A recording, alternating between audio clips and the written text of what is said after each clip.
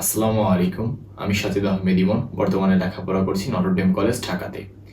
প্রিয় SSC 26 batch, আর কিছুদিন পরেই কিন্তু তোমাদের এসএসসি রেজাল্ট দিয়ে দিবে এবং তারপরেই কিন্তু শুরু হয়ে যাবে তোমাদের কলেজের পরীক্ষা, ভর্তি পরীক্ষা।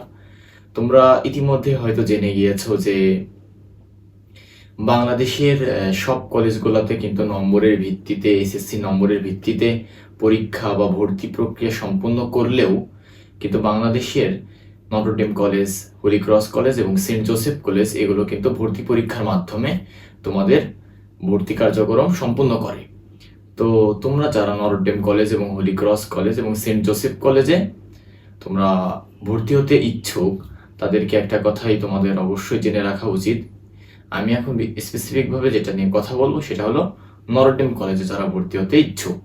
তো নটরডেম কলেজে যারা ভর্তি হতে ইচ্ছুক তাদের জন্য কিন্তু নটরডেম কলেজে সবাই কিন্তু ভর্তি হতে পারবে না, কারণ নটরডেম কলেজ ভর্তি প্রক্রিয়ার মাধ্যমে তাদের ভর্তি কার্যক্রম সম্পূর্ণ করেন এবং সকলে ভর্তি পরীক্ষায় অংশগ্রহণ করার জন্য একটা কন্ডিশন দেওয়া থাকে।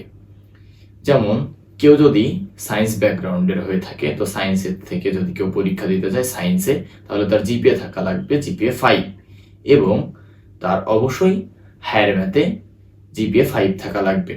এবং ব্যবসায়ী শিক্ষাতে যারা পরীক্ষা দিতে চায়, অবশ্যই ব্যবসায়ী শিক্ষা থেকে ব্যবসায়ী শিক্ষা যদি পরীক্ষা দিতে চায় অবশ্যই তাদের জিপিএ থাকা লাগবে 4 পয়েন্ট। এবং যারা হিউম্যানিটিস থেকে অর্থাৎ মানবিক বিভাগ থেকে মানবিক বিভাগে পরীক্ষা দিতে চায় তাদের জিপিএ থাকা লাগবে 3 পয়েন্ট থেকে 3.50 উপরে।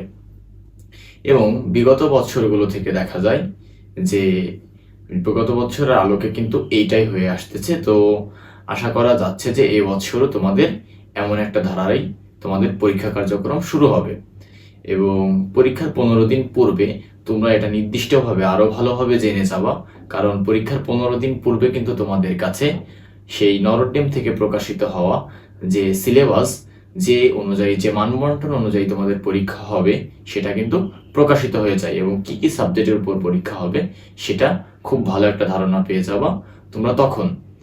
এবং আশা করা যায় যে বিগত বছরের আলোকে তোমাদের যে পরীক্ষার উপরে সাবজেক্টগুলোর উপরে পরীক্ষা হচ্ছে এবছরও তার ব্যতিক্রম হবে না।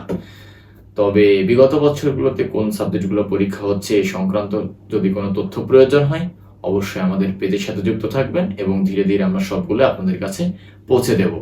এবং আজকে এটুকুই। তো আসসালামু আলাইকুম, ধন্যবাদ এবং অবশ্যই পেজটি ফলো করে যাবেন। থ্যাঙ্কস।